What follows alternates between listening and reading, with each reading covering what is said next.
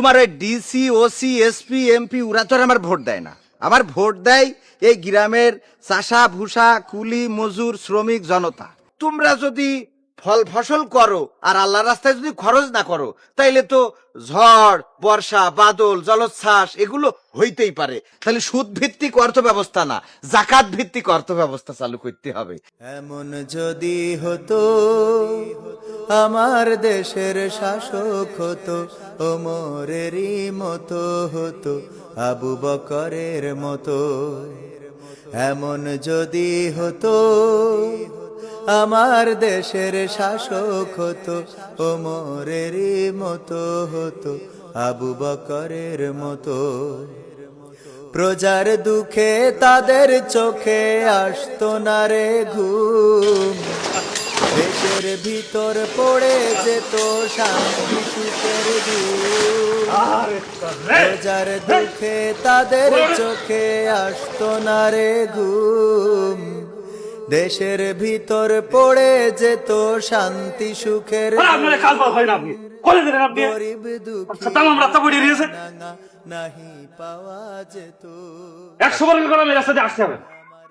মাঠে কি করতে যেতে হবে আপনার? চাষা ভুষাদের সাথে আপনার কৃষি সম্পর্ক? এত কলেজে মাঠে বিশাল কাদা জাতি হবে না? আর আপনার সম্পর্ক ওদের সাথে থাকবে কি জন্য? আপনার সম্পর্ক থাকবে ডিসি এসপি ওসি মিনিস্টার, এদের কাছে থাকবে আপনার সম্পর্ক।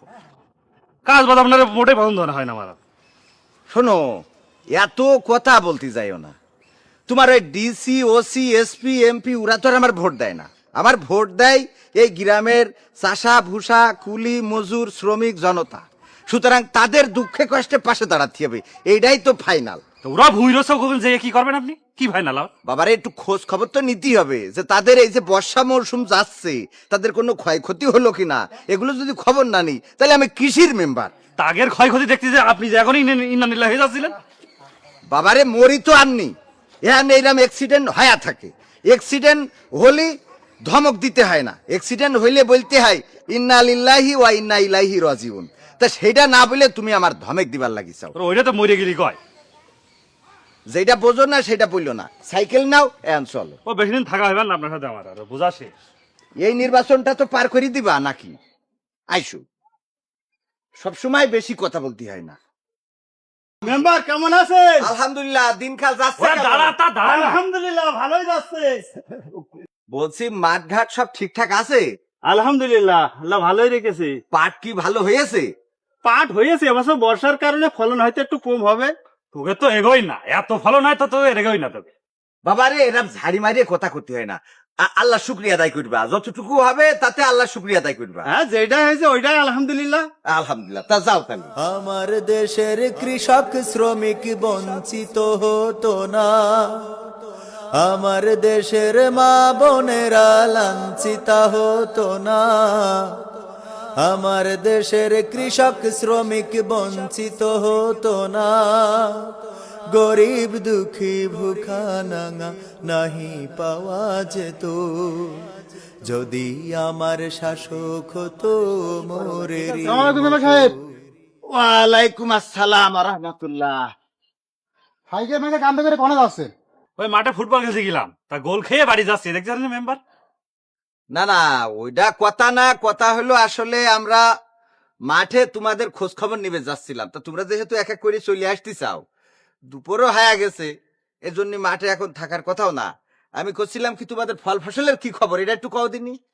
মেম্বার সাহেব, ও ফল ফসলে আমাদের আর করা হইবে না, সামনে মনে হয় না খেয়ে থাকতে হইবে না। তা তো অবশ্যই। যে পরিমাণে বৃষ্টি হচ্ছে, মানে আল্লাহর মনে হয় আমাদের উপর কোনো রাগ টাগ রয়েছে। মানে যাই লাগাচ্ছি ও ডুবে যাচ্ছে, পান্তি ডুবে যাচ্ছে, লাগাচ্ছি ডুবে যাচ্ছে। এই যে একটা কথা বললে যে আল্লাহর মনে হয় রাগ রয়েছে, আল্লাহ দয়ার সাগর, রহমানুর রহিম, গফুর গফফার সাত্তার জব্বার, তার কোনো বান্দার প্রতি রাগ নাই। আল্লাহ যদি রাগ থাকতো তাহলে অনেক কাফের মুশরিক এমনকি আল্লাহকে অস্বীকারীকে আল্লাহ খাওয়াইতো না। এটা তো তোমরা বোঝো না। আমি তোমাদের একটা কথা বলি, এই যে ধান ফসল করতে চাও, এটার ওসর কি ঠিক মতো দাও? না, ওষুধ টোষুধ দেওয়া হয় না তো। তা তো দিবা না। ওসর যে ঠিক মতো দেও না, আল্লাহ এই জমিন সৃষ্টি করেছে এবং এর থেকে ফসল উৎপাদন করে আল্লাহ দেয়। একটা শস্য দানা থেকে 70টা শস্য দানা, সেটা থেকে আরো শস্য দানা আল্লাহ বলেছে তোমরা খাও এবং তোমাদের এই ফল ফসলের মধ্য থেকে উত্তম জিনিসটা দান করো।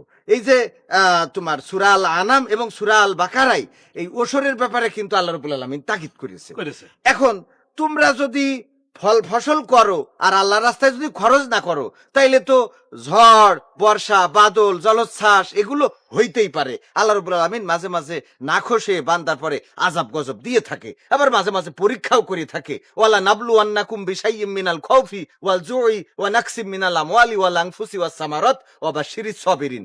আল্লাহ এখানে স্পষ্ট করে বলেছে তোমাদের ফল ফসল, সহায় সম্পত্তি, সন্তান সন্ততি এদের মধ্যেই ক্ষতি সাধন করে পরীক্ষা করে দেখবে যে কারা ধৈর্য ধারণ করে। না তো ওষুধ নয়, আমরা দুইজন নাই দিনে, তা যাতে ডুবে যাচ্ছে কেউ দেয় না। তোমার এখন এই ফল ফসলের ওসর দিয়া মানুষ বন্ধই করে দিয়েছে, ভুলেই গেছে যে ফসলের ওসর বলে কিছু আছে। এটা ফসলের জাকাত, জমিন থেকে উৎপাদিত পণ্য থেকে একটা অংশ আল্লাহর রাস্তায় খরচ করতে হবে। এখন কথা সেটা না, এখন কি মোটামুটি ভালো আছে? এখন আবহাওয়া ভালো আছে। আচ্ছা, আলহামদুলিল্লাহ। ওরা ইরা কিরে আছে হাঁপাইতে মতো, বুঝতে পারছেন, হুকরায় সব কাজে। অসুবিধা নাই।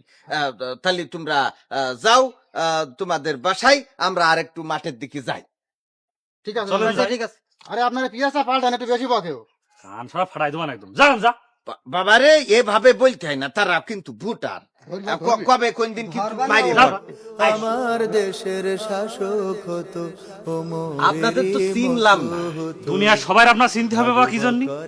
আমরা মেম্বার সাহেব, আপনি আমাদের না চিনলেও আমরা আপনাকে অনেক দিন থেকে চিনি। আপনি একজন সফল এই গ্রামের যে মেম্বার আমাদের জানা আছে। তা আমাদেরও কিছু কথা আছে। আমরা অনেক দূর দূরান্ত থেকে ঘুরে এপাড়া সেপাড়া যেয়ে দেখে আসলাম, শুনে আসলাম আপনি নাকি কৃষকদের এইসব দুঃখ দুর্দশা দেখে বেড়াচ্ছেন। তা আমরা তো শুনে আশ্চর্য হইলাম। তা আমাদেরও তো কিছু কাজ আছে আপনার সাথে, আমরা সেটা একটু আপনাকে বলার জন্য আমরা খুঁজছি। ওরে ভাই, আপনার রেডিও বন্ধ করেন। বাবারে সবার সাথে এরকম টোনে কথা বলতে হয় না। তারা বাইরের লোক কি মনে করবে? হ্যাঁ, মনে করবে মেম্বার ভালো কিন্তু পিএস ভালো না। আরে বাবা, তোমার তো ভালো থাকতে হবে, আমি মরে গেলে মেম্বারই করবে কিনা, বাদ দাও। বলছি আসলে সব তো শুনলাম, মানে আপনারা নিজেদের তো আসলে কি করেন না করেন কিছুই তো বুঝলাম না। আমরা এনজিও তে চাকরি করি। ও, এলাকার তেষ্টা তো মাইতেছে। আচ্ছা সে যাক, বলছি কি মানে আপনারা এনজিও রয়েছে লোন মন দিয়ে বেড়ান, এ নেই তো সমস্যা। আপনারা যে এই যে গ্রামে যে লোন দেন, এই সুদের পরে লোন দেন, প্রায় লোকই সুদের সাথে জড়ায় যাচ্ছে, যেটা একেবারে স্পষ্ট হারাম। জি, এটা আমরা জানি, কিন্তু আসলে আমাদের তো কোনো উপায় নেই। আমাদের এই বেকারত্ব ঘোচানোর জন্য আমাদেরকে এই পথে নামতে হয়েছে। কিন্তু আপনার তো আমাদের কিছু সহযোগিতা প্রয়োজন, এই জন্য আমরা আপনাকে অনেক সময় ধরে খুঁজছি। বলেন কি সহযোগিতা লাগবে? আমরা এই যে বাড়িতে বাড়িতে আপনাদের গ্রামে অনেককে ক্ষুদ্র ঋণ দিয়েছি, যারা একটু স্বাবলম্বী হতে পারে। কিন্তু তারা তো আমাদেরকে এই বলছে যে তাদের দুঃখ দুর্দশা দেখাচ্ছে, অনেক বৃষ্টিপাত হচ্ছে, তারা ঠিক মতো আমাদের কিস্তি দিচ্ছে না। এই ব্যাপারে যদি একটু সহযোগিতা আপনার কামনা করছি। আমি বিষয়টা বুঝতে পারিছি। আমার ওয়ার্ডের মানুষ সব তো আর সচ্ছল না, অসচ্ছল অনেকেই রয়েছে। আপনার বিষয়টা হলো যে আপনারা যে এই যে ক্ষুদ্র ঋণ দেন, এদেরতে আসলে স্বাবলম্বী করতে চান, এটা আমার বিশ্বাস হয় না। এই ক্ষুদ্র ঋণ শুরু করেছিল যে ডক্টর ইউনূস, তার এই দেশ শাসনের পরে যেটা দেখতে পেলাম, এরা আসলে সমস্যা দূর করতে চায় না সমস্যা বাড়ায় সেটা বুঝিনি। আপনারা যে ঋণ দিচ্ছেন, এই ঋণ নিয়ে অনেক মানুষ দেখাচ্ছে ঠিক মতো পরিশোধ করতে পারতেছে না। এক হলো জবান হারাচ্ছে, আর এক হলো ইমান হারাচ্ছে, সুদের সাথে সম্পৃক্ত, পাশাপাশি উল্টো পাল্টা কাজ কাম হয়ে যাচ্ছে। এখন আমি এলাকার যারা আছে তাদেরকে সচেতন করব যে তারা যেন আপনাদের ঋণগুলো পরিশোধ করে পরবর্তীতে এই ঋণে না জড়াই পড়ে। এই ব্যাপারে আমি আপনাদের ব্যাপারে আমি একটু সচেতন করব। কারণ যে ঋণ ইমান বিধ্বংস করে সেই ঋণ তো নেওয়া যাবে না।